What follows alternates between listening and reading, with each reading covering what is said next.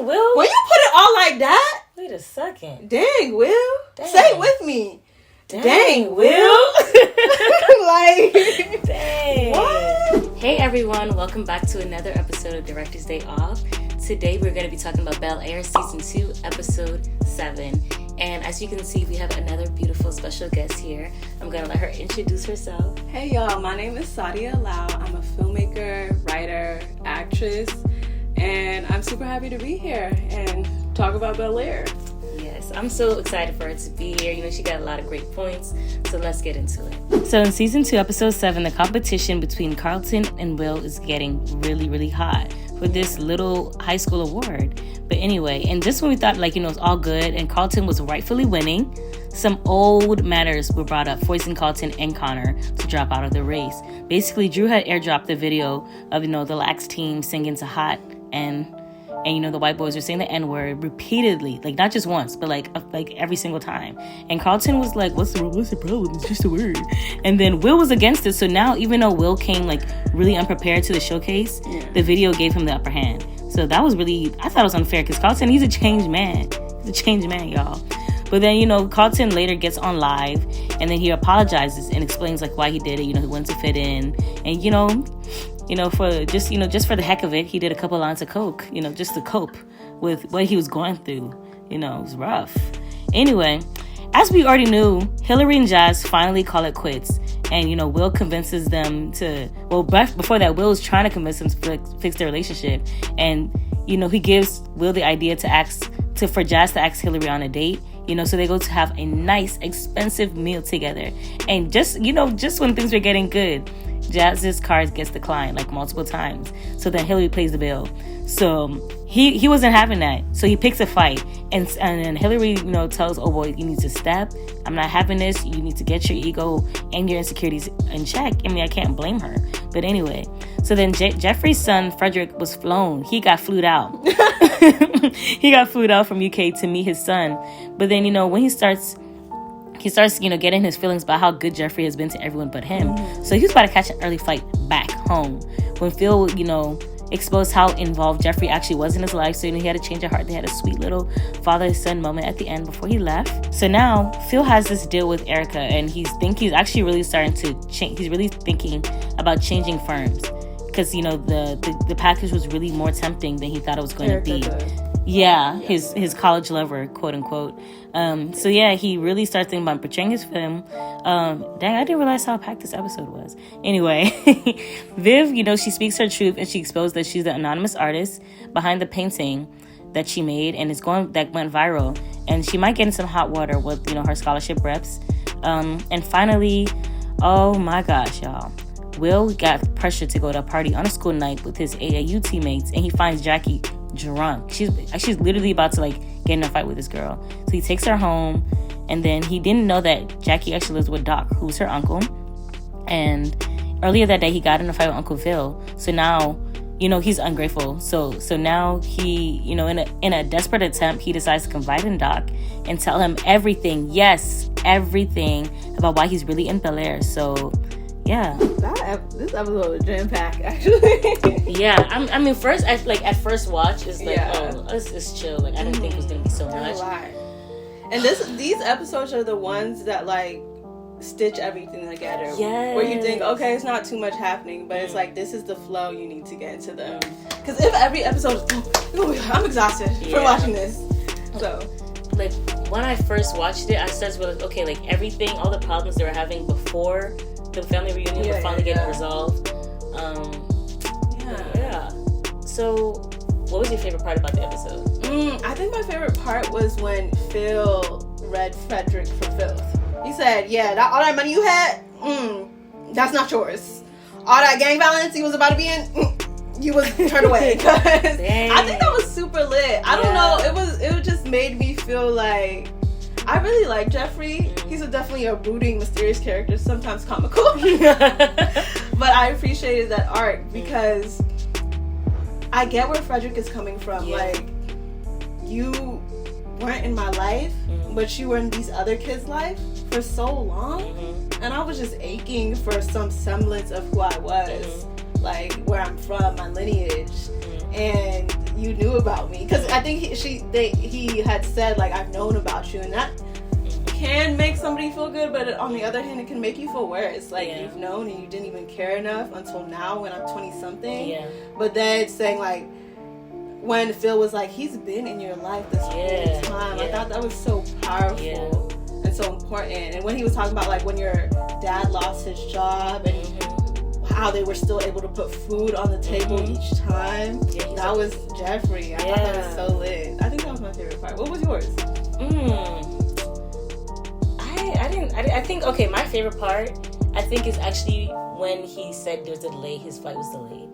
Because I just thought it was sweet. Like, I thought, because I was feeling bad for Geoffrey. Like, I'm just like thinking about Geoffrey. Like, I was feeling bad for him. And then, like, because I'm like, dang, he won't even give him a chance. But it's like, but you can't blame him for not wanting to. So I was so happy that he had that moment with Phil. So when they come, it's like, oh, I think I have time for one more game. And then you can see Geoffrey like, I'm got to teach you a little something. I'm like, wow. Like, I will say the whole Geoffrey Frederick, like, lost child, adopt, and trying to find it by sneaking into Phil's office, it felt a little unearned. It felt so quick. It went from like, oh my gosh, what is Geoffrey up to? He came back to this family to do no good. Yeah, that's what I thought. Then Phil automatically knows, like, oh, he's not up to no good. He's looking for his adopted son. Yeah. Oh no, we can't do that. We can't. He said not to. He's told us not to. Here's your adopted son. I said, wait. Can I have some like breather? Yes, but some drama too, in terms of like, I feel like they could have gone another episode with me wondering if Geoffrey was a good guy or not. Because at first I was like, Geoffrey, oh my gosh, he's plotting evil against his family. But then it was just like, of course he's not. And I'm like, it can be an of course he's not, but it doesn't have to be so quickly. I want to feel like my heart, like, there's never a moment in this show where it's too long where I'm like, what's gonna happen? Because they always say like, oh, this is actually That's true. It's very underwhelming sometimes. Yeah. And I was really hoping for like a oh my gosh, is he trying to steal from me? Is he trying to collude with the enemy? Is he doing this? But it's never like anything like that, which is fine. I feel like that's also a trope where it's like, oh my gosh, somebody came back and is working for the family, but it's actually plotting evil. Side note, there's this show called Witches. Have you watched it? I heard about it though. Yes, and I'm not even gonna mention it, but it has the same trope again, and I'm just like, I get it not having it, but it also felt too easy. I'll say that. And then he automatically is just there. Will is like, we have to help Geoffrey get his son, and then the son is gotten like magic. I know they have money, but we can have a little bit more pain, more resistance, more like, he doesn't want to meet you. I thought they was gonna pull that. Yeah, I thought harder. Yeah, it was just too easy a little bit. Yeah, he could have saw him and was like, I want to meet this man. I thought he was gonna go off on him. The first meeting. Yeah, I thought he was gonna fight him. It was a little awkward, but it was nothing much. Yeah. So. But speaking of Will, the helper, the guy who wants to be involved in everyone's life. Okay. Not too much on my baby. That was me 2 weeks ago. That was me literally 2 weeks ago. But I think he's really starting to show his colors. Like even before I get to that, like him even picking a fight with Uncle Phil. Like when Uncle Phil was like decided to withdraw his he didn't even say he was going to. He was just like saying, but he didn't do it yet. He's gonna stop funding his AAU thing. He's so quick to be like, okay, I'll go. I don't need you. He said, he always says, I'm my own man. I'm taking care of I'm like, you're not your own man. Never been. You got a lot of people funding your life. Yeah. So, I'm like, you think you drip too hard because of your funding? Like, you have no job, sir. But anyway, flashing your aunt's car. Yo, he said, look at all these features. I didn't buy it though. Like, it's so crazy. Oh my god, I was like, what a commercial. Yes, but helper. Anyway, so back to him being a helper. Like, I mean, honestly, I really like the cinematography. The back and forth. Like, I was trying to figure out what's the time frame here? But I realized, okay, I think he was talking to Hillary first. Time frame of Hillary and Jazz, like the back and forth. I like that too. Yeah. He was going back and forth between them too, and I appreciate the fact that he was trying to be a helping hand. That could have gone ugly, but usually situations like that do go ugly on different shows where it's like, I'm gonna go to this one person and be in their ear and go to this other person. And it almost happened where Jazz was like, oh, she said that? She said I need to apply more pressure? And Jazz, I love him. Mean it. But what is up with him? Like Netflix and chill. Be for real. This is your girlfriend. Yeah. Your girlfriend. Everybody don't. Why are you trying to Netflix and chill with your girlfriend? Stop Netflix and chilling in general. We don't want it. We're over it. We want love. But that's another conversation. Anyway, I mean, and then like my thing is, so then Jazz does go ask her on the date. You know, they go to that expensive restaurant. But then Hillary was holding back some resentment. I'm saying that because, like, you know, his car got declined. Okay. Right? So his car got declined, and then she was like, you know, very quick, like, let me save you from embarrassment. You know, I got the money. You think that was based on resentment? Okay. I think the part about the resentment is later on. She said, okay, what's up with that fake date? Oh. Yeah, because at first she was like, oh yeah, because she was doing jolly kiki at first. Hillary can't even say too much on that when you was doing all fake, phony for his parents. The episode before, talk about Assalamu alaikum. I'm sorry, you don't even go to church yourself, so you over here jumping to. I'm sorry, that's so funny. Yeah, it was just. But I will say she was holding resentment, rightfully so. I feel like it's a tricky thing. It's like, this is a beautiful date. Is this the time to air out like all the, you hurt me, like you was ignoring me, I'm your girl.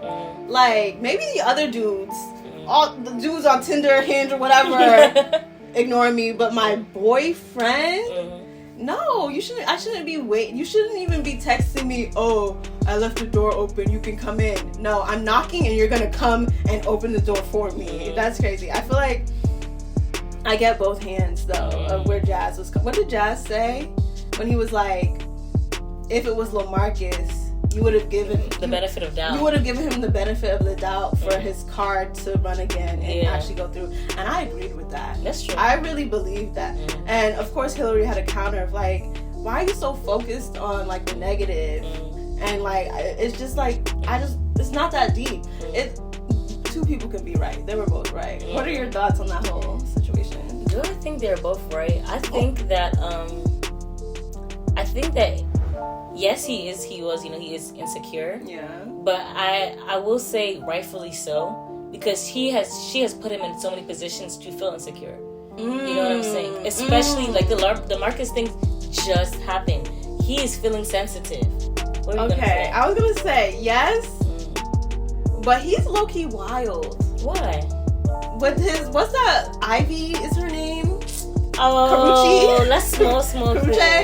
No, but the thing is, like, even though we're jumping a little bit back, but to context for this current conversation, even though I said, hey, I don't want to be public, doesn't mean you should be dancing and entertaining another girl right in front of me. Okay. I thought that was really wild. That's true. I thought that was really wild. We're not public, but I didn't say we're broken up. And then also, if you remember, this is a very slight thing I remembered. When Jazz went to the club with Will, and he was dancing up on some girl. I said, what is going? And they hadn't had like a conversation about, oh, we're not together. I thought it was so weird, and it was after they had gotten together, I think, if I'm correct. I don't recall. I don't know. I don't think. Even so, I thought that was weird, especially. No, they were. I thought that was so weird. I don't know if that's how they do in LA. We're talking about that on episode 2. It's like, I don't know about you, but that's like cheating. It's like intimate kind of dance. Y'all can dance face to face, you know. Yeah, y'all can do a little jig and jive, like a 2-step. But you over here like throwing it back. No, I'm sorry. It was a little too much. Yeah, I know you were mentioning. Okay, so like you don't know if they're both right or wrong. Do you think there's a clear person who's? So I don't think that. I think that they both have their faults, but at the end of the day, I feel like Jazz has been doing his best to be a good boyfriend to her. He did make a mistake, the whole not texting back thing. But if we really think about it, besides like the dancing and stuff like that, which he actually does not know about, based on the stuff that she does know about, he has been doing, I want to say right by her, because I literally just said like, you know, the dancing was wrong. So like, it's like I feel like she's been making more mistakes in relationships than him. Okay, he's insecure though. You have a secure woman, and your insecurities coming out because of it. That's true. That's all I'll say. That's all I'll say. She was just trying to get bring your ex-boyfriend, inviting him for clout or whatever, at least, like, explain it. Explain the situation beforehand to Jazz and be like, hey, this is what it is. My ex, I'm inviting him. It's not what you think. I'm letting you know now because it's not what you think. But nobody knows about communication in this generation. So I want us to kind of shift gears and talk a little bit more about Carlton and Will in this little program that they love so much. The Founders Award. It's interesting to me. Okay, let me ask you a question. Do you feel Will is deserving of being nominated for this award? Yes and no. I say yes because, you know, in the eyes of the outsider, what he did was very heroic to his student body, you know. Put down a banner. Yeah, put down the banner, but nobody else had the guts to do it. Okay. Yeah, and they're all, you know what I'm saying, like, nobody had the guts. Not even one person had the guts to go against the thing. But it's not like he had the guts. He just has such a strong desire, as Carlton said, to just mess with authority. You know what I'm saying? And I say, of course, he does not deserve it. Because I'm just like, people have been working towards this for years. You know what I'm saying? Like, but then again, like, you know, he does, like, you know, he's favored and all that kind of stuff. I'm like, people have legit been working towards this for years. And Carlton knows what he's doing. Yeah. Everybody knows what he's doing. On top of that, he had the audacity to come late, come unprepared, and then have excuses talking about, oh, but this is who I am. Like, boy, shut up. This is an interview. It's not the time to come and say, oh, but this is me. Yeah. No, you need to be for real and be prepared. And he didn't even care until Doc was talking about, like, it'll look good for this and that. He's so easily influenced. He's so easily influenced by the wrong people and so under influenced by the right people. I'm not saying under influenced like these people aren't trying, but he's eating up everything Doc says. But as soon as Phil says something against it, you're like, oh my god, you're my enemy. My enemies are after me. Like, I'm just so overwhelmed. I love Will. Like, not too much on him, like I said. But he's not, I don't think he's deserving. All you did was race to go put up a banner on a roof and you pump your fist in the air. Like, I'm sorry. Like, what else is there? Where's the merit? And maybe this is an unpopular opinion, but when are we gonna let Carlton have a win? When are we gonna let this guy have a win? He's snorting crack or whatever. What is it? Xanax? He says Xanax, but I think, is it not coke? What is that? Is it not coke? You can crush up Xanax and also snort it, I think. But I don't know what it is. And I was so confused. We'll get there. But I just feel like he's coming prepared. He's shown merit. He's previously been a part of the BSU to become president. But he came back for a different cause. And because he really felt compelled. And I do appreciate the fact that Will is having a positive effect on him. That he's able to become his best, most authentic self. That's true. And I just feel like you got the girl already, Will. Like, let him have this. And the thing about it is, it's really like a strange irony when you think about it, because Carlton became so nervous, so anxious last episode to do it, all the speech, everything, because this woman came and was talking about, like, we wanted to nominate you for the Founders Award, to the point where he couldn't put the banner up. And so Will said, I got you. I'll do it for you. I'm not going to let your anxiety get the best of you or stop you, because I got you. You know, we're better than this. You're going to get that award. You're going to everything. He goes, does it, but is it really ever for the other person? No. It's always for himself. It's always for himself. Because next episode, Carlton Banks is nominated for the Founders Award, and then so is Will Smith. But then instead of Will being like, no, I'm good, I'm off of it, he hears one thing from Doc and is actually like, actually, I'm not here for you, Carlton, I'm here for myself. And I'm all for, like, you gotta be for yourself. But when are you gonna be for your family? He always talks a good game about family, but he never really acts on it. Like, he's so ready to go after the very first instinct. When things get a little bit hard, Will is running. If you really think about it, he's not like this West really made me as he tries to be. He's not hardcore for real, because hardcore is sticking to your word, being there for your family. And the irony of it is the fact that you were trying to help Carlton, and then in the end, like, you still end up getting exactly what you want all the freaking time. It's actually crazy. I'm also wondering, what if Carlton did go put up the banner? Would he have gotten the award still? It's because it's Will. I feel like that's true. I mean, actually, he might have. He might have because BSU could have nominated him. But okay, that woman was also. But then he also had kind of like the threat from the admin, so he had that kind of target on his back. Yeah, it's just no. That's a good question. Yeah. So I want to know, like, do you think it was fair for Drew to airdrop that video? No! Drew, I've had enough of you. Drew, I've had enough of you and your bald head, noggin head. You look like a bean, bro. Like, I'm sorry. I agree. I agree. A pencil bean, specifically. Anyways, no, why did he do that? And first of all, why are you recording? He's a weirdo. I don't even remember his name. I gotta go back and watch that to try and spot him out. Like, if he wasn't there, who did he get to send him that?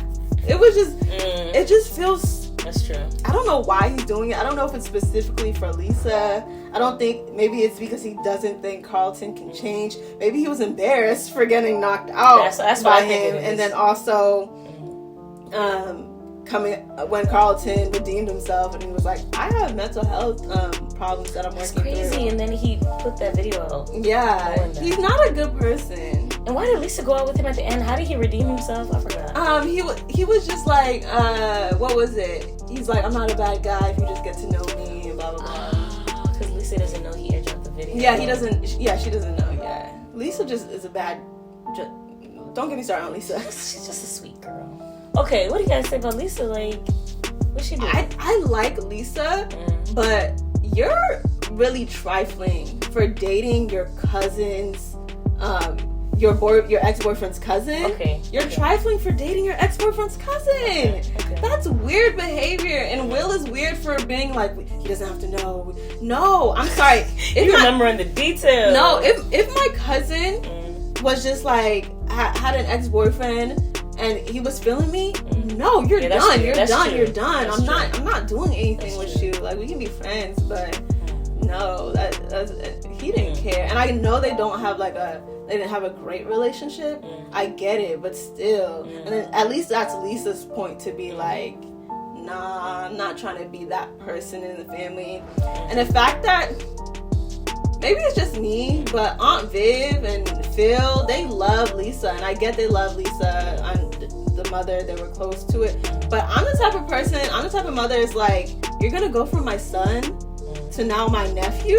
Yeah. Please get out. You can't be involved in this. No one has called her out, and she has done weird things. And it was so, I don't know. I think it was last episode when she saw them, Jackie and Will.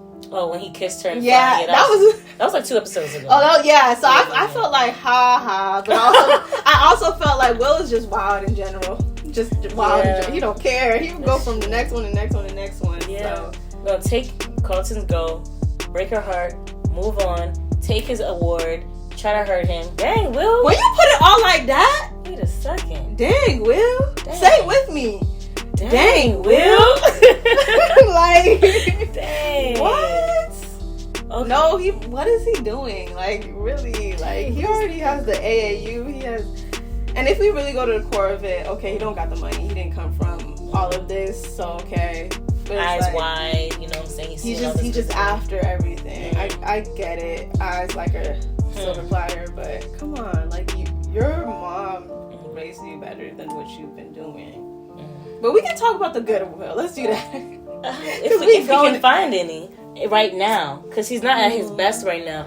Because especially like the fact that, you know, after Jackie got drunk at the party and then he dropped her off at home, you know what I'm saying, and then he went to Doc's house. I got like 2 questions.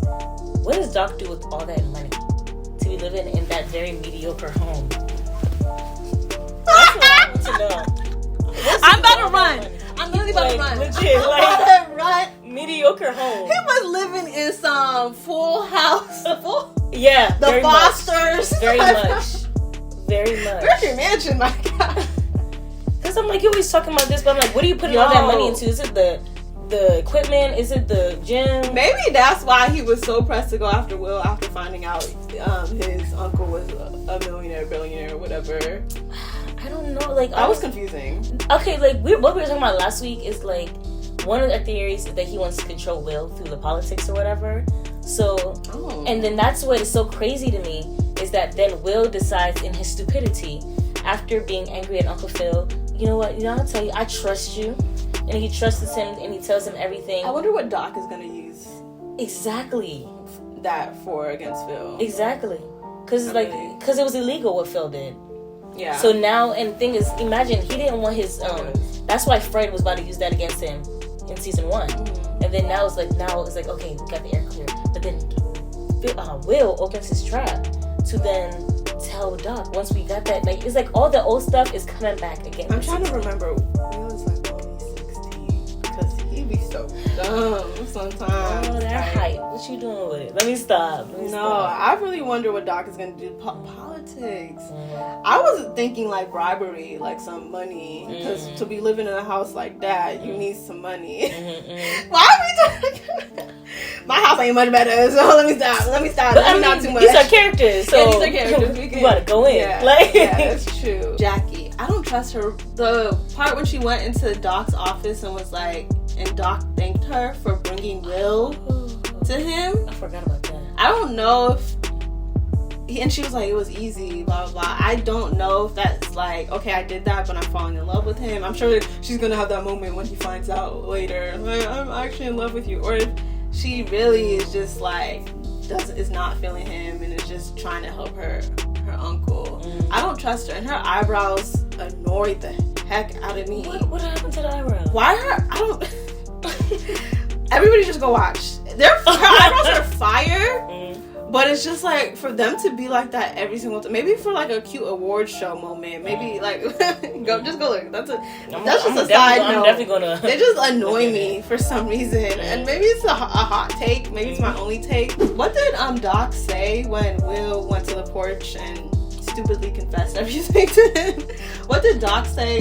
Jackie had been through. Like he's raised her her whole life or something. Like her mom was like a teen mom.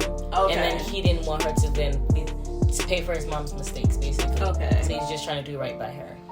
Yeah. But I'm just like, what that got to do with her drinking? Right. No, yeah. What does that have to do with right now? Like, she's like, oh, you don't know. That's when I saw them at the party. I'm like, how do you don't know about your whereabouts of your girl?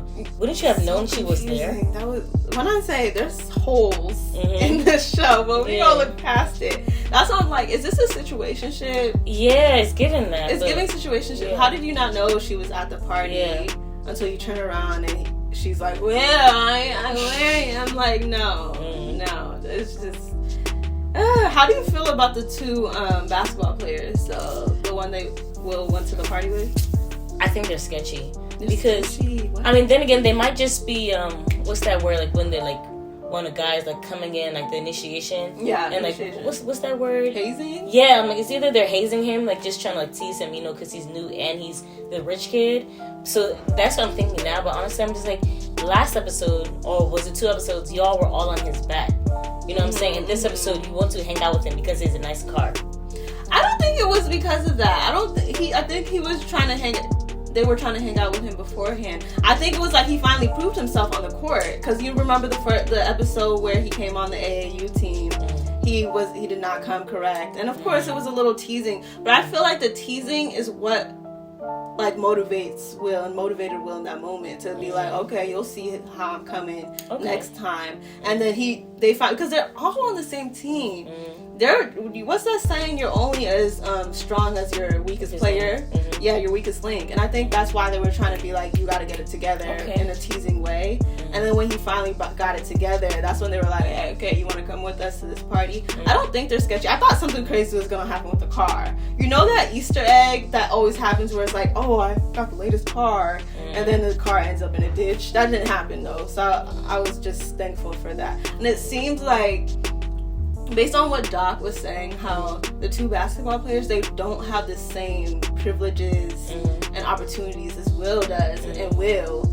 And just to hear that one of them got into UCLA, this and that, I like them for now. We'll see. I hear what you're saying, the sketchiness, but we'll see how that plays out, And we definitely cannot forget to talk about Uncle Phil and this whole Erica situation that's not really a situation as he says. What are your thoughts? Like, what do you think like Erica is trying to do?